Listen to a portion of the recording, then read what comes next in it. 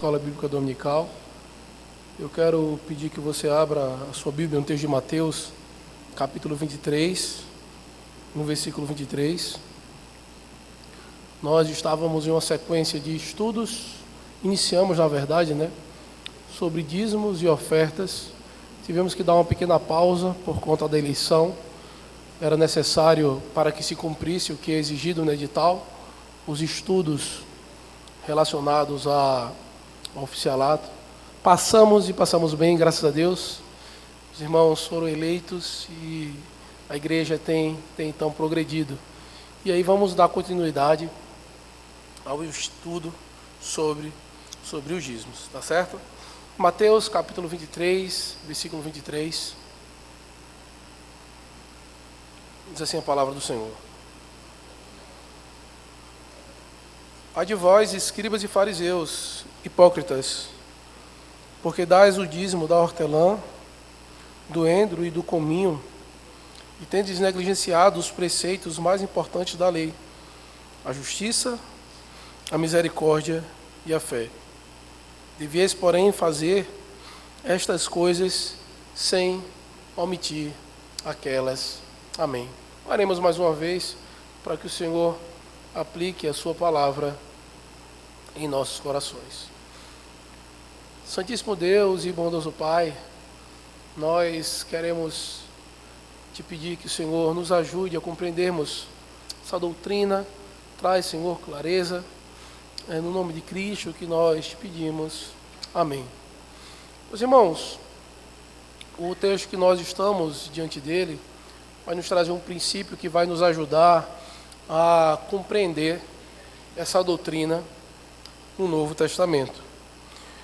Há um entendimento sobre as leis, sobre como era aplicado no Antigo Testamento, o que se aplica no Antigo para o Novo.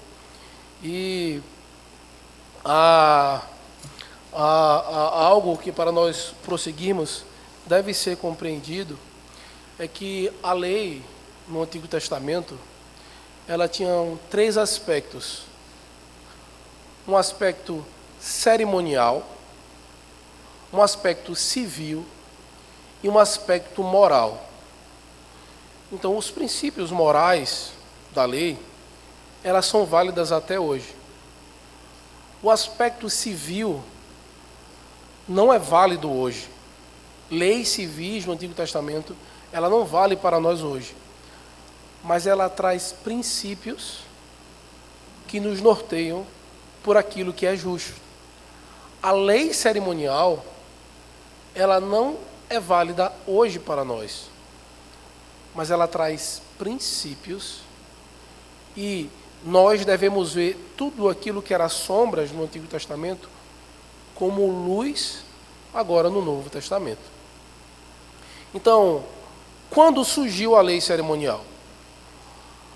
A lei cerimonial, ela surge quando Deus ele tira o seu povo do Egito, quando ele ordena para que Arão e seus filhos se tornem sacerdotes, e os filhos de Levi, então, começam a servir na casa do Senhor. A partir daquele momento, as leis que foram colocadas ali são leis cerimoniais. Mas, como já tinha uma continuidade de algo que era cultuado antes, aspectos que já vinham antes dessa lei cerimonial já eram aplicados, mostrando que aquilo que acontecia antes não era cerimonial, era algo estabelecido e ligado à adoração ao Senhor. A lei civil, de maneira semelhante, teve alguns aspectos que já existiam antes da lei ser dada ao povo, mas a lei como normativa para o povo de Israel se aplica depois, quando Israel ela se torna como nação. E a lei moral que está expressa nos 10 mandamentos, que está ligado à moralidade, ao culto, à relação do homem para com Deus e do homem para com seu próximo, ela continua e ela é válida até hoje. Diante disso, é necessário nós compreendermos esse aspecto de sacerdócio, mudança da lei. O que foi que houve? Nós vemos antes de Arão sendo um sacerdócio segundo Melquisedeque. Então, esse sacerdócio era o que era aplicado até o povo ser colocado na terra prometida. Então, havia uma ordem que as coisas eram administradas segundo esse sacerdócio. Só que o que acontece? Quando a mudança de sacerdote, a mudança na lei. Houve a mudança do sacerdócio de Melquisedeque para Arão, houve mudança na lei, essa lei sendo exposta ao Senhor. Quando Cristo, então, ele vem no Novo Testamento, e ele agora é o nosso sumo sacerdote, tendo mudança novamente de sacerdote, a mudança na lei. E o texto que nós vemos lá em Hebreus vai nos mostrar que o sacerdócio de Cristo é segundo a ordem de Melquisedeque, mostrando que há semelhanças nesse sacerdócio e segundo essa ordem. Então isso vai nos ajudar a compreendermos como algumas coisas são aplicadas aqui no Novo Testamento e vai nos ajudar a ter luz ao entendimento dessa doutrina, tá certo? Então, de maneira introdutória, nós vamos ver aqui um conceito de dízimo, como nós vamos interpretar essa doutrina no Novo Testamento. Veremos os textos bíblicos que falam de dízimo no Novo Testamento e alguns princípios dedutivos que nos fazem compreender e as evidências desses princípios que nos levam à conclusão bíblica da doutrina do dízimo como dízimo moral no Novo Testamento. Tá certo? Então, o dízimo, ele, embora seja bíblico, a caráter de introdução, ele enfrenta críticas e muitas dificuldades devido aos abusos financeiros que existem nos nossos dias. Muitos cristãos, eles são iludidos, eles evitam contribuir, enquanto outros são explorados por líderes gananciosos. Em contrapartida, Deus incentiva contribuições generosas e alegres. Apesar de algumas objeções, o dízimo ele é considerado essencial. Embora alguns defendam uma contribuição voluntária no Novo Testamento. Contudo, embora o modelo neotestamentário muitas vezes ultrapassasse 10%, poucos que defendem essa prática seguem o padrão sugerido no Novo Testamento. Então, o que é que isso nos ajuda a compreender? O contexto que nós vivemos hoje, é complicado falar de dízimo, por conta que muitas ditas igrejas usam sobre a contribuição, sobre como deve ser feito, de maneira equivocada. Outro problema da moralidade do dízimo de 10% é que há uma argumentação que no Novo Testamento era algo voluntário, é algo que não era o 10%. Nós veremos que não é bem assim, que nós temos evidências que não, mas o grande problema é que a maioria das vezes aqueles que defendem essa voluntariedade não seguem a mesma prática do que se fazia no período neotestamentário. Qual era a realidade do período neotestamentário? Havia uma contribuição muito maior do que 10%. Muito maior. As pessoas de maneira voluntária iam lá e não davam só 10%, dava mais que 10%. Muitas vezes dando suas posses, dando parte da sua renda, vendia propriedades para que pessoas não passassem necessidade diante da perseguição.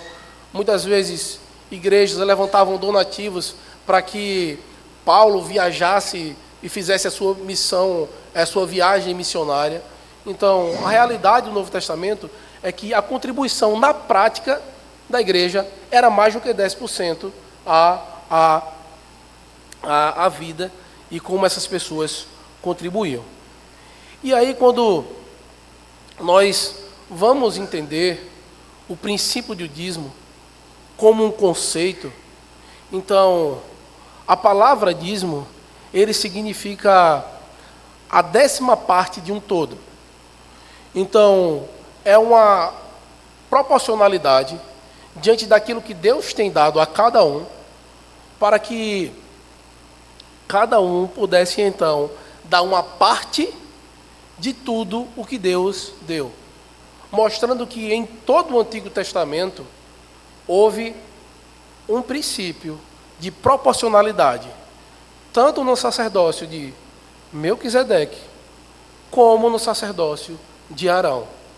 Um princípio de proporcionalidade diante de tudo aquilo que Deus tem nos dado. Então, diante do que Deus te deu, Ele pede uma parte de um todo. E que princípio foi esse que Ele trouxe? O dízimo, os 10%, que significa a 10ª parte de um todo. Mostrando que isso tinha algo objetivo, onde o Senhor quer que nós reconheçamos a Ele aquilo que Ele tem nos dado e como Ele nos sustentou. Então, a raiz da palavra dízimo reflete no seu sentido completo das Escrituras, mostrando que é uma parte devolvida a Deus em um estímulo comunitário. O dízimo foi aplicado sempre em um contexto de comunidade, em um contexto público, em um contexto de adoração. Em todo o Antigo Testamento foi assim que aconteceu, no sacerdócio de Melquisedeque e no sacerdócio de Arão, indicando que o Senhor, Ele valoriza o todo e o sustento coletivo. Para quê? Para que houvesse um entendimento de que era o próprio Deus que sustentava a sua casa. Era o próprio Deus que sustentava o seu povo. Que não sou eu que sustento a casa de Deus. Não é você que sustenta a casa de Deus. É o próprio Deus que sustenta. Não é você que paga a energia da igreja. Não é você que paga a água da igreja. Não é você que paga o salário do pastor. Não é você que constrói esse local de culto. Não é você que compra esse banco. É o próprio Deus que nos dá. E nós reconhecemos isso, mostrando que tudo é dele. Inclusive, tudo que está aqui é do Senhor. Reconhecendo esse esforço, esse sustento coletivo, para que ninguém no meio do povo de Deus diga: eu que fiz, eu que dei, eu que construí, eu que sustentei. Foi por aquilo que Deus nos deu que nós respondemos a Ele, mostrando sustento. Por quê? O princípio de que toda a glória pertence ao Senhor. E que o que nós devolvemos a Ele é da própria mão dele que nós devolvemos. E vem então no Novo Testamento, a palavra para dízimo mantém o mesmo significado de 10ª parte. Decator e apodecator são duas palavras que são usadas, que significa tomar o dízimo ou pagar o dízimo. A prática é fundamentada no texto de Levítico 27, versículo 30, e também há outros usos no Antigo Testamento. E aqui eu quero pedir que você abra a sua Bíblia no texto de Levítico, capítulo 27.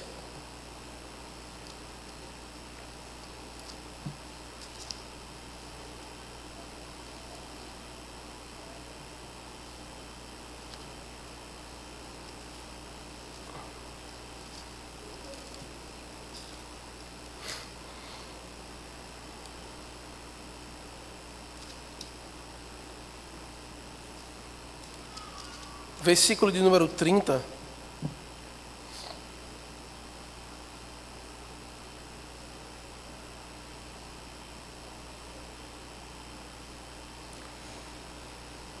Ao versículo 34 diz assim: também todas as dízimas da terra, tanto dos cereais do campo como dos frutos das árvores, são do Senhor, santas são ao Senhor. Se alguma das suas dízimas quiser resgatar alguma coisa, acrescentará a sua 5ª parte sobre ela. No tocante às dízimas do gado e do rebanho, de tudo que passar debaixo do bordão do pastor, o dízimo será santo ao Senhor. Não se investigará se é bom ou mal, nem o trocará. Mas se de algum modo trocar, um e outro serão santos, não serão resgatados. São estes os mandamentos que o Senhor ordenou a Moisés para os filhos de Israel no Monte Sinai. Então, o que é que nós podemos ver aqui? O princípio sendo estabelecido aqui para Israel como nação. E muitas vezes você pode olhar para esse texto e dizer, olha, está vendo, está aqui dentro da lei cerimonial de Israel, dentro da lei civil. Mas, antes dessa mudança de sacerdócio, a prática também existia. Você vai ver Abraão dando o dízimo, a 10ª parte. Você vai ver Jacó, que viria se tornar Israel, dizendo que ele fazendo uma aliança com Deus, dizendo que daria o dízimo de tudo aquilo que ele deu.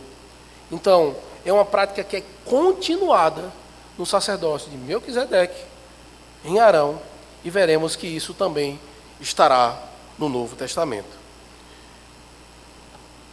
Quando vamos olhar alguns textos, eu quero pedir que você abra em Mateus 23, versículo 23 novamente, o nosso primeiro texto lido.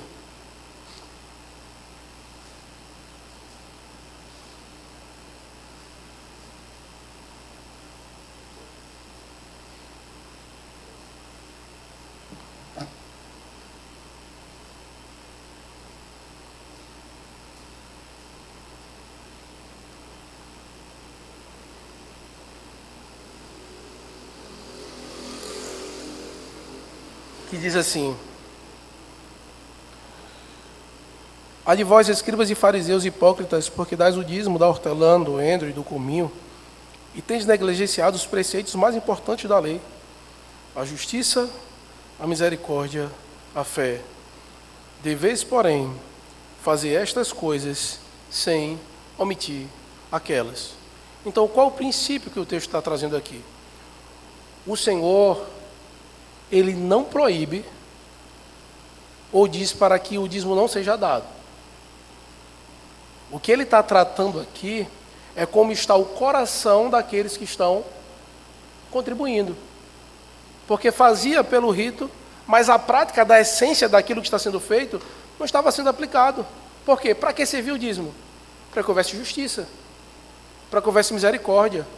A ligação com a fé relacionada à adoração.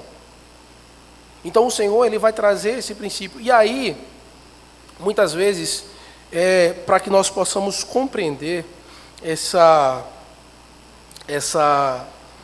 princípio, é necessário que nós compreendamos um argumento que existe, que ele é divisor de águas, que é o argumento do silêncio.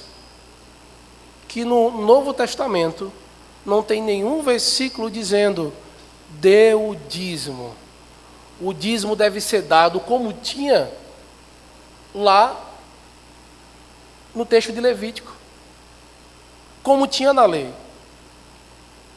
Mas aí, quando nós vamos parar para pensar, quando vamos ver de Gênesis até o início do povo de Israel, nós não vamos ver nenhum texto ordenando que Abraão desse o dízimo. Nós não vamos ver nenhum texto ordenando que Jacó desse o dízimo. Mas nós vemos que eles praticavam o dízimo. Nós não vemos nenhum texto específico dizendo como deveria ser o sacrifício de animais. Mas havia sacrifício de animais. Nós não vemos nenhum texto específico dizendo como eles deveriam adorar o Senhor. Mas eles adoravam o Senhor.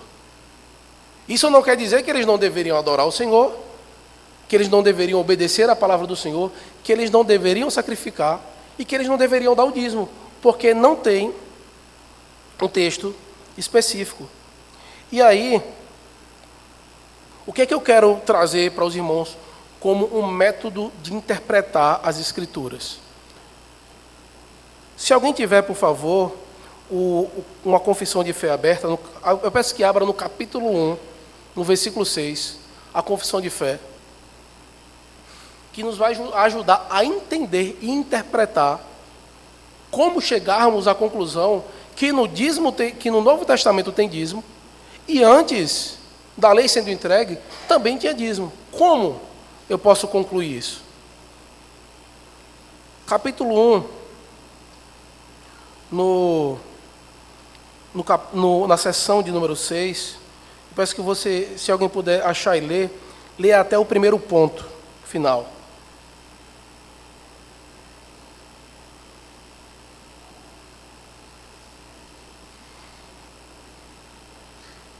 Alguém achou aí?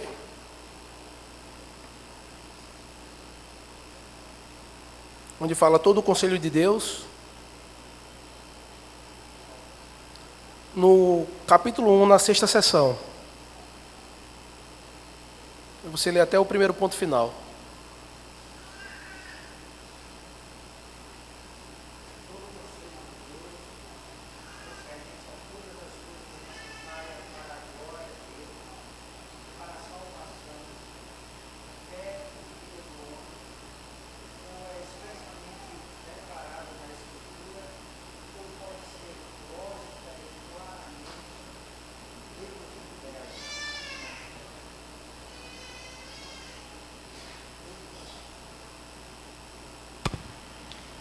Todo o conselho de Deus, concernente a todas as coisas necessárias para a glória dele e para a salvação, fé e vida do homem, ou é expressamente declarado na Escritura, ou pode ser lógica e claramente deduzido dela. Isso. A Escritura... Até dela. Então, o que é que o princípio de interpretação da nossa confissão está dizendo? Que todo o conselho de Deus, tudo aquilo que Deus fala, nós podemos interpretar e ver de duas formas. A primeira forma é aquilo que está expressamente declarado, como tem na parte da lei, em Levítico 27, dizendo, traga e dei todas as dízimas. Mas, tem coisas que não são declaradas nas Escrituras, de maneira expressa, mas que eu posso interpretar de maneira lógica e claramente deduzida. É algo que está ali. Como, por exemplo, antes da lei cerimonial, antes do povo chegar na terra prometida, antes de Moisés dar a lei por meio de Arão, nós podemos ver que tinha a prática do dízimo relacionada à adoração. Da mesma maneira, nós podemos ver e deduzir no Novo Testamento. Tem outros princípios como a Trindade, o Espírito Santo, a doutrina da justificação pela fé. São doutrinas que elas são compreendidas de maneira claramente lógica e deduzida. A interpretação ela está lá. Nós não precisamos de um versículo dizendo dê o dízimo também no Novo Testamento. Por quê? Não tem nenhum texto dizendo não dê o dízimo. Logo, se continua aquilo que está sendo feito.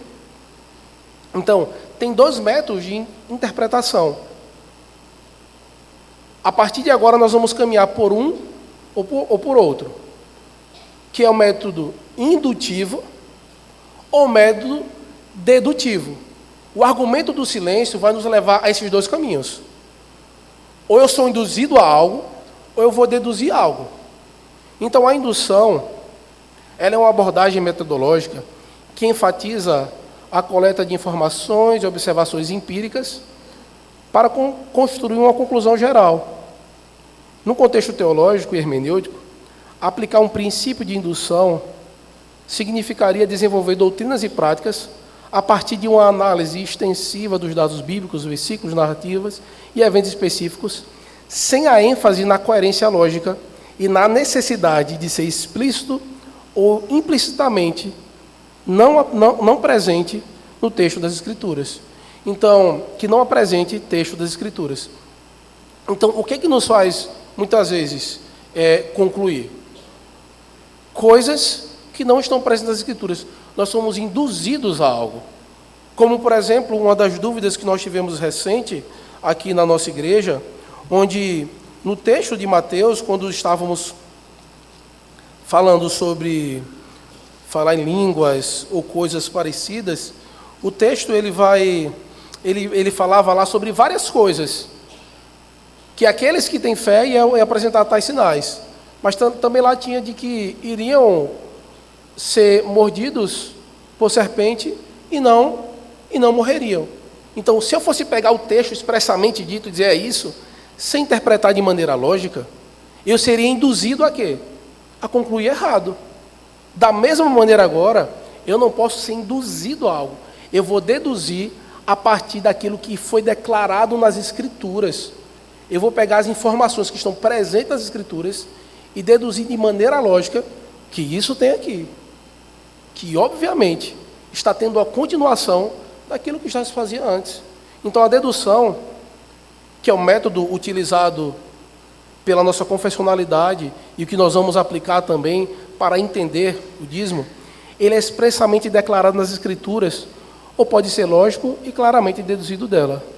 Em resumo, esse princípio da confissão de fé do Westminster reflete uma hermenêutica reformada que dá centralidade à Escritura e permite a dedução coerente e lógica como meio de atualização de doutrina e prática, desde que esteja em harmonia com a totalidade das Escrituras. Então, meus irmãos, o que é esse método de indução? Você chega em casa todo domingo, meio-dia, e você tem um vizinho que toda semana faz um churrasco. Você vai sair daqui agora e já vai pensar, olha, geralmente ele faz churrasco todo domingo, e eu já chego em casa meio-dia, o estudo demora, estou com fome, e eu ainda chego, ainda tem aquele cheiro de fumaça, e me dá fome. Você está deduzindo que por ele sempre fazer, hoje ele vai fazer novamente. Só que você chega em casa e quando vê, não tem cheiro nenhum de churrasco. Não tem nenhum cheiro de comida. Você passa, as portas estão todas fechadas. Porque geralmente ele faz, não quer dizer que ele vai fazer esse domingo. Não quer dizer que ele vai fazer hoje. Você foi induzido a pensar algo. Agora, se você chega em casa com fome, e quando você abre a sua porta, você respira, e você sente aquele cheiro de churrasco na sua casa, você vai dizer, tem alguém fazendo churrasco. Eu estou sentindo o cheiro. Esse cheiro, essa fumaça, claramente, de alguém queimando a carne. Um dos meus vizinhos. Isso é uma dedução. Você consegue perceber a diferença? Nós vamos trazer outro exemplo. O método de indução, sendo usado como exemplo, o princípio indutivo, ele tende a valorizar contextos externos, experiências ou observações não textuais, abrindo margem para que a interpretação seja moldada por fatores culturais ou filosóficos de fora das Escrituras. Então, o que é que acontece? Imagine o marido, ele saindo do trabalho, e a esposa mandou uma mensagem, estou lanchando. E ele começa a imaginar o que ela está lanchando. Ela está comendo um sanduíche, ela está comendo um bolo, ela está tomando um café. É possível que ela acerte? Sim. É possível que ela acerte. Por quê? Talvez ele conheça os gostos dela, talvez ele sabia o que tinha na geladeira em casa, mas não é 100% de certeza que ele vai acertar. No entanto, o método indutivo, o método dedutivo, o que é que ele vai dizer? O princípio dedutivo tende a valorizar a coerência interna das Escrituras, interpretando os textos bíblicos a partir da sua própria unidade e consistência, sem recorrer a experiências, observações externas ou influências culturais e filosóficas fora das Escrituras. O que é que ele está fazendo? O marido, ele chega em casa, ele senta na mesa e vê na mesa uma xícara de café vazia, um bolo cortado e o farelo do bolo. O que é que ele vai entender? Logicamente, ela tomou o café, logicamente, ela comeu esse bolo. Quando ele abriu a porta, certamente ele sentiu o cheiro do café e falou, ela tomou café. Porque quando passa um café na casa, Até quem está passando na frente sente. São essas evidências que nós vemos e sentimos e que está ali, nos faz entender. Ela comeu um café com bolo. Isso se chama uma inferência necessária. É a conclusão óbvia de que isso aconteceu. O método dedutivo é o que leva a uma conclusão mais segura e fiel na abordagem reformada clássica e a confissão de fé de Westminster, pois está em linha com o princípio da suficiência e da autoridade das Escrituras. Esse método ele interpreta a Bíblia como um todo coerente e autossuficiente, onde as doutrinas devem ser derivadas direta ou logicamente das Escrituras, sem depender de fatores externos. Então, tudo vem das Sagradas Escrituras e nós vamos então, nesse momento, aplicar esse método de interpretação sobre a doutrina do dízimo. O que nós vamos fazer? Sentir o cheiro, vamos perceber os sinais que foram deixados e como era aplicado. O texto que nós estamos diante dele, de Mateus 23 e Lucas 11, 42, ele vai dizer o seguinte: a justiça, a misericórdia e a fé. Nessa passagem, longe de anular o dízimo, Cristo reafirma e declara: vocês devem fazer estas coisas sem omitir aquelas. Não há nenhum sinal e evidência que Cristo está proibindo. O sinal e a evidência que o Senhor traz, olha, vocês devem aplicar isso e isso. Vocês devem complementar essa prática com algo. Complementar com o quê? Com a justiça, a misericórdia e a fé. Que eles deviam, então, relevar as questões mais importantes, sem negligenciar aquelas outras. Devem fazer as duas, não é uma divisão. Então, o que é que nós podemos entender? Cristo, ele não anula o dízimo. O que o texto está mostrando aqui é que Cristo está incentivando a prática do dízimo, só que ligado aos princípios de justiça. Então, o dízimo ele deve ser praticado com um ato de fé e não de obrigação. É esse o princípio que nós podemos concluir. O texto de Lucas 11, 42 é o texto que também fala, esse mesmo texto que traz esse princípio. Mas outro texto que eu quero pedir que você abra é o texto de Lucas capítulo 19.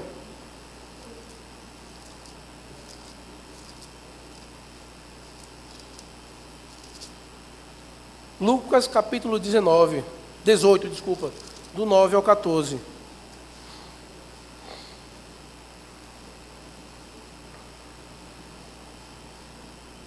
O Senhor aqui ele vai trazer um exemplo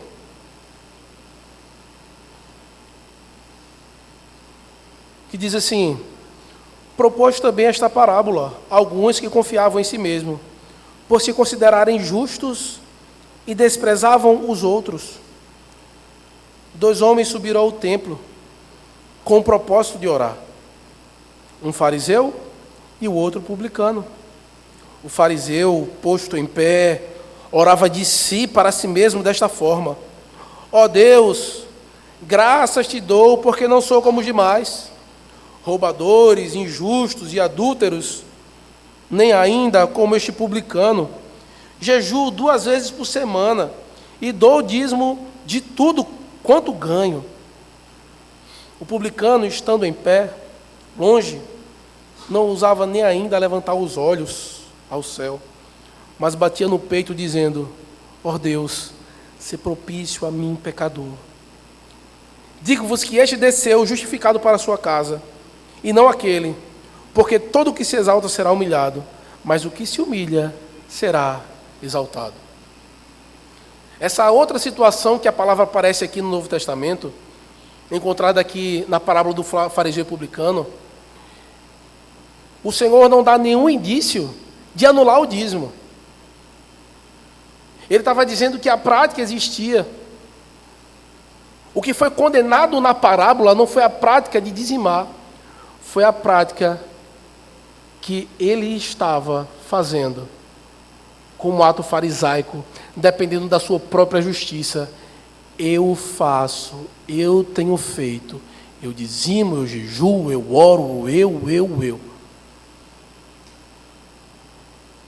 A mesma coisa que Cristo, ele condenou no outro texto que nós lemos em Mateus 23, ele também está condenando aqui. E não é o dízimo, é a justiça própria, porque lá eles estavam esquecendo da justiça, misericórdia e fé.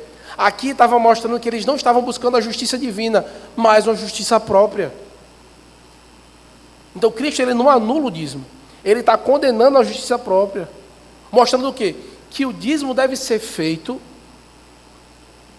sem justiça própria. Deve ser uma demonstração de confiança na graça de Deus. É esse princípio que Cristo está dizendo. Então, o que nós podemos sentir aqui, não há nenhuma evidência de que o dízimo ele seja anulado. Há evidência de que seja feito, mas da maneira correta. O outro texto também, que nos fala sobre o dízimo, é o texto de Hebreus,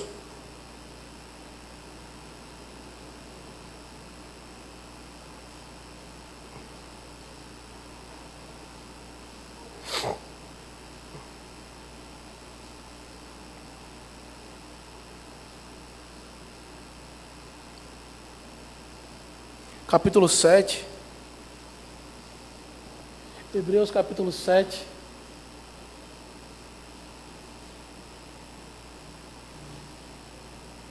acho que pode passar o slide aí, tá bom, Raniero? Acho que tem os textos aí, está no texto de Hebreus capítulo 7, tá certo?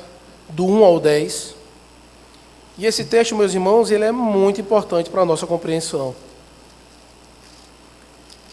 Hebreus capítulo 7, do versículo 1 ao versículo 10, diz assim: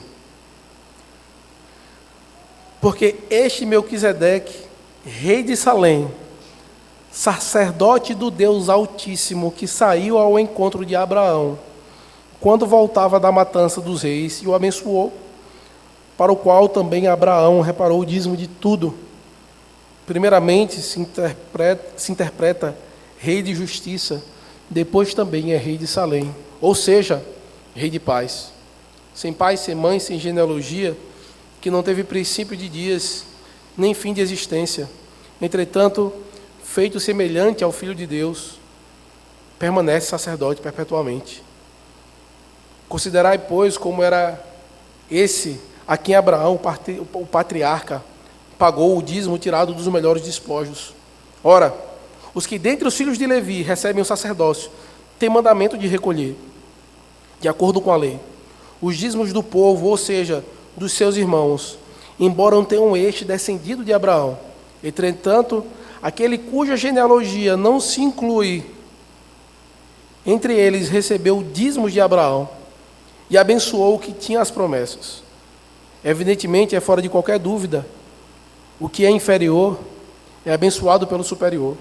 Aliás, aqui são os mortais, os que recebem dízimos, porém ali aquele de quem se testifica que vive. E por assim dizer, também Levi, que recebe dízimos, pagou-os na pessoa de Abraão, porque aquele ainda não tinha sido gerado por seu pai, quando Melquisedeque saiu ao encontro destes. O que é que nós podemos entender, meus irmãos? O único local que aparece sobre dízimo no Novo Testamento, a palavra dízimo, é aqui nesse texto de Hebreus, capítulo 7, do versículo 1 ao versículo 10.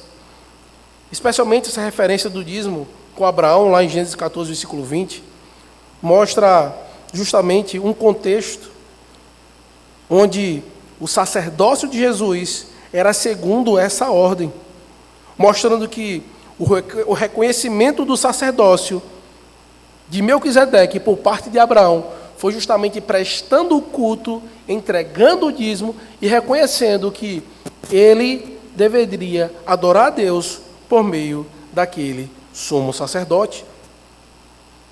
E Jesus torna-se então um sumo sacerdote para sempre, segundo a ordem de Melquisedeque. O capítulo 6, no versículo 20, do versículo 13 ao 20, ele vai falar justamente da promessa que foi dada a Abraão, é continuada até Cristo e também se aplica a nós hoje. No versículo 20 ele vai dizer: onde Jesus, como precursor, entrou por nós, tendo se tornado sumo sacerdote para sempre, segundo a ordem de Melquisedeque. Ele vai continuar argumentando, e no versículo de número 17, capítulo 7, versículo 17, ele vai dizer de novo: tu és sacerdote para sempre, segundo a ordem de Melquisedeque. Então, o que é que nós podemos reconhecer a partir de tudo isso que nós estamos vendo? Todas essas evidências. Sinta o cheiro. Observe todas essas evidências. O texto está dizendo: o sacerdote de Melquisedeque é válido. Então aquilo que era feito ali era válido. Hoje, então, Cristo ele é sumo sacerdote. E qual a maneira de reconhecer esse sacerdócio de Cristo? Da mesma maneira que se reconhecia o sacerdócio de Melquisedeque, o sacerdócio de Arão. Por meio desse momento de adoração, de culto e por meio dos dízimos. O texto chega a dizer que o próprio Levi, a tribo de Levi que era responsável, eles entregaram e pagaram o dízimo por meio de Abraão, mostrando a superioridade do sacerdócio de Melquisedeque. Então, se o sacerdócio de Melquisedeque é legítimo e havia o dízimo, se o sacerdócio de Cristo é segundo o de Melquisedeque, de maneira lógica, o que é que nós podemos concluir? Que o dízimo é uma prática legítima no contexto do sacerdócio de Cristo. Você percebe que em nenhum dos textos do Novo Testamento que fala sobre dízimo, ele dá alguma interpretação ou forma que nós podemos concluir ou deduzir de que cessou, de que acabou, ou que não deve ser feito. Nós não temos nenhuma evidência disso. Mas todos eles aplicam o mesmo princípio que Cristo ele trouxe: justiça, misericórdia e fé.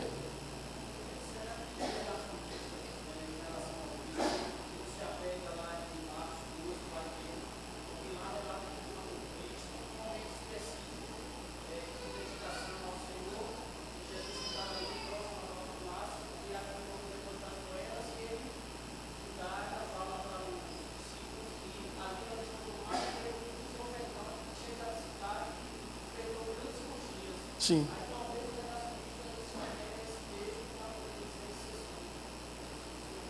Marcos 12, 41, né?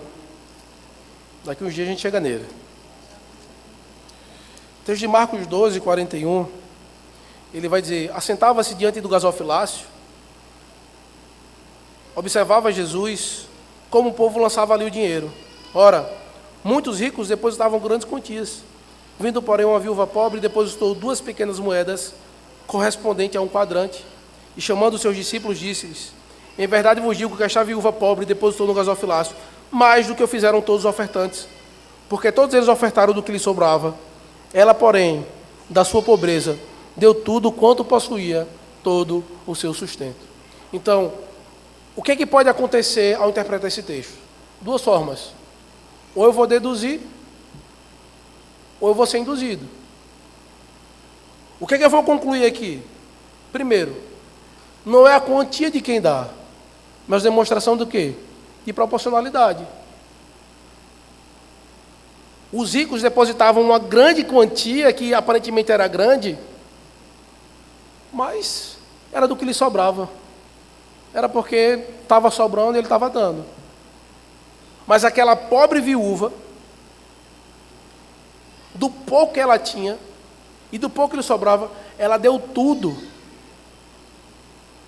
E o impressionante é que nesse texto está presente justamente o princípio de justiça, misericórdia e fé. Como, pastor? A contribuição era para ser dada. Aqui era um momento de culto,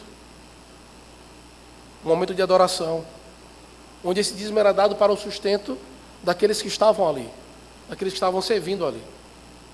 O princípio da misericórdia. A viúva no meio do povo de Deus, ela era sustentada pelo dízimo que era colocado ali, pelas ofertas. Então, ela tinha um pouco, mas ela era sustentada, ela vivia daquilo, e ela tinha ciência que ela deveria dar a Deus diante daquilo que ela tinha dado. Foi uma demonstração de fé. Ela deu pouco, mas ela sabia que por aquele método Deus estava abençoando ela. E a fé relacionada ao princípio da adoração. Já o que estava acontecendo com outros? Depositavam grandes quantias, mas não era o dízimo. Era segundo aquilo que lhe sobrava. Ele fez tudo, sobrou, eu vou dar aqui, é muito, mas não era o que Deus esperava dele. O que foi que Cristo olhou e disse, nesse momento? Olha, aquela mulher, ela fez mais do que todos os outros. Não pelo princípio da quantidade, mas como ela deu aquilo que o Senhor esperava. Não era o que sobrava. Por isso que o dízimo, ele também, muitas vezes, uma palavra que é usada no Antigo Testamento, relacionada ao dízimo, é a palavra de primícias. Então, se ele dá o que ele sobra, não é o que ele tirou primeiro.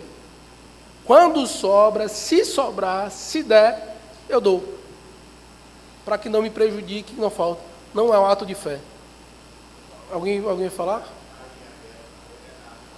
Caim e Abel.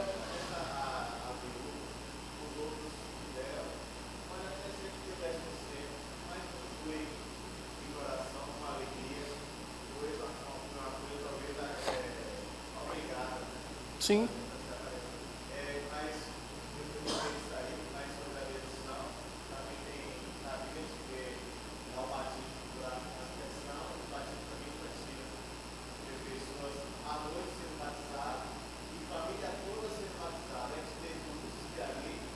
Sim, sim.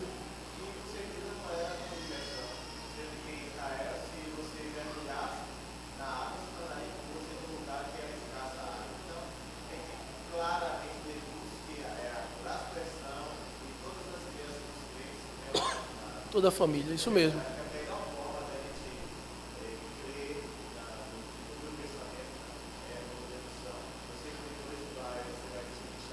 Sim.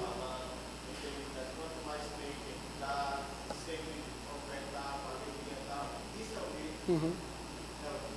Sim. Tranquilo, meu irmão. Você vai levar o pessoal. Mas já estamos encerrando, tá bom? Tem 3 princípios, e aí eu não vou abrir todos os textos, mas eu quero que você entenda como no Novo Testamento tem textos ligados ao dízimo, à prática do dízimo. Quando ele vai falar sobre contribuição, vai ligar esse princípio. O primeiro é o da justiça, que são textos que falam da prática nas igrejas. Você vai ver em Coríntios, instrução a Timóteo, em Gálatas, Filipenses, Hebreus, 2 Coríntios, Romanos, Filipenses, Tessalonicenses, João, sempre falando do sustento pastoral, do sustento da casa e das coisas do Senhor, falando o que eles deveriam fazer. O que é que eu vou concluir a partir disso? Naturalmente era o dízimo que era aplicado. Por quê? É uma continuação. Não havia nenhum problema. Não havia nenhum problema na igreja quanto ao dízimo. Por quê? Porque naquele período a prática do pessoal era dar muito mais que 10%. Dava muito mais. A única igreja que teve problema nesse aspecto foi uma igreja que teve problema em todos os aspectos, que foi a igreja de Coríntios. Que eles não contribuíam, que o culto deles era bagunçado, que a moralidade estava toda errada.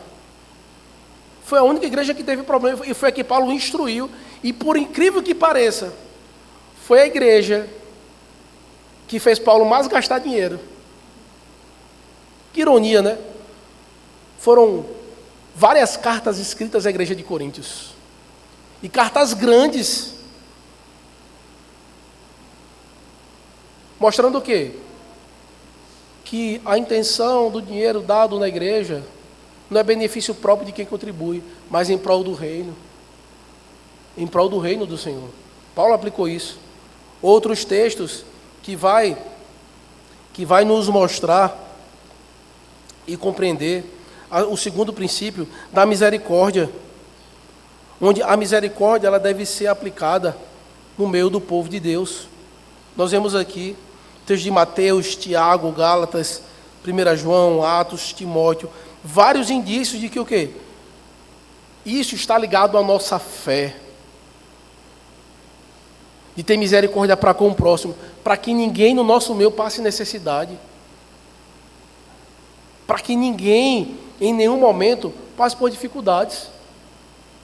A fé sem obras é morta. Por isso, como eu vou demonstrar essa fé? Na misericórdia. É essa forma, é por meio do sustento da casa do Senhor e do sustento dos meus irmãos. E isso sendo demonstrado a Deus no momento do culto. E por último, evidências do dízimo e a fé. Eu vou ler isso aqui, tá bom, meus irmãos? E vamos estar encerrando. Isso aqui é um resumo do pastor Valdeci Santos, e ele diz o seguinte: a entrega do dízimo era tão central à vida da nação de Israel, que Neemias a restituiu tão logo o povo foi liberto do cativeiro babilônico. A desobediência dessa prática, de acordo com o profeta Malaquias, equivalia ao pecado de roubar a Deus, e o povo seria repreendido e até punido por fazê-lo.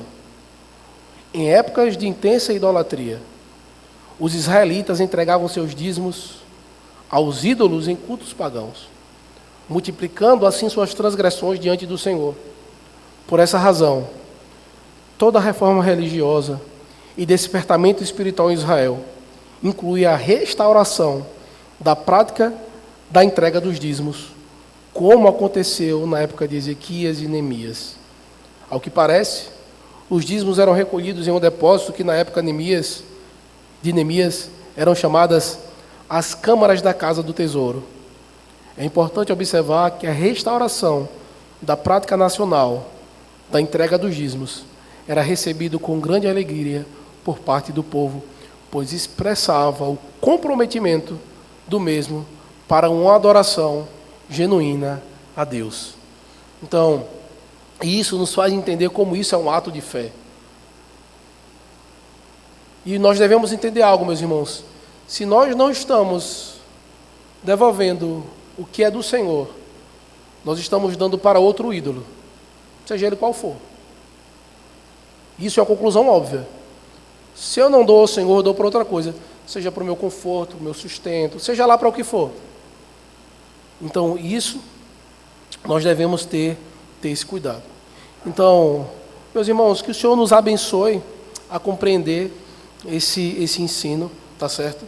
E aí, só para a questão de algumas dúvidas, muitas dúvidas que surgiram depois do primeiro estudo, era para ter continuado na outra semana, mas tivemos a pausa. Aqui na igreja, eu sei que já foi feito alguns estudos que divergem desse ensino. Quero que você medite, que pense, mas esse ensinamento não é um ensinamento, uma visão pessoal minha. Sobre interpretação das Escrituras, muitas pessoas elas vão ter sua interpretação. Mas o que é que eu quero dizer quanto a isso? No ano de 2018, estava tendo muitas dúvidas sobre a aplicação do dízimo. E a nossa igreja ela fez uma carta pastoral, onde alguns pastores eles se reuniram e apresentaram um relatório com algumas doutrinas, e eles fizeram essa carta pastoral sobre o dízimo, tá certo? Estudei recente sobre essa carta, e de maneira semelhante, quase que 95%, o que está sendo ensinado aqui é o que está sendo posto aqui. Então, não é uma visão somente do pastor Fábio em si, ou uma visão distinta da doutrina da igreja, mas que houve esse zelo por parte da nossa denominação, onde pastores eles se reuniram, oraram e trouxeram esse ensinamento, essa aplicação. tá certo? Então, se você talvez tiver alguma curiosidade, alguma dúvida, ou quiser se aprofundar, está aqui uma boa leitura, uma curta leitura. Você coloca na internet, Carta Pastoral Dízimo IPB, você baixa o PDF e lê tranquilo, tá certo? Então, esse é o estudo. Não sei se alguém tem alguma pergunta, alguma dúvida, alguma colocação.